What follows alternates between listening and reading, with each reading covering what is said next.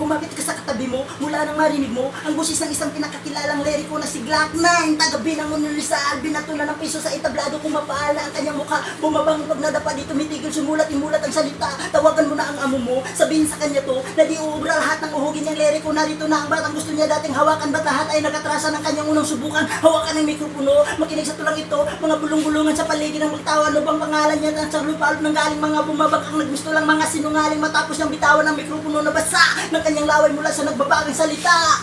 Idol ko si Glock 9. Paano yan? Ito na siya. Di nyo naman kayang gayahin ang ginagawa niya. Idol ko si Glock 9. Paano na yan ulitan na naman ang mga sinulat na napag-iwanan? Idol ko si Glock 9. Paano yan? Ito na siya. Di nyo naman kayang gayahin ang ginagawa niya. Idol ko si Glock 9. Pag narinig mong kanyang banat, siguradong ikay makakalimot na parang sampal ng iyong inay sa iyong mukha. Bumabaling kanan at kaliwa, pilitin mong makasabay, palagi kang saliwa. Habang pinagbabaligbagan ang bersikulo niya, ang matagal na isinulat na bersikulo mo. Huwag samasamahin pa lahat ng bersikulo nyo, ay di kayang tapatan ng mga awiting ito. Pati damit mo, kahit gaano pa kamahal sa tingin ng mga tao, ano ang sumatutal, huwag kang sumugal. Kahit saan pa makarating, ano ang iyong nakikita sa harapan ng salamin. Alam mo ba ang ibig niya sabihin, hindi niya nakailangan pang ipamukha sa iyo. Alam mo na pa na may isang latihan na ngayon nagbabalik, kakaibang tunog ang kanyang inaasik. Siya ay si Glock 9.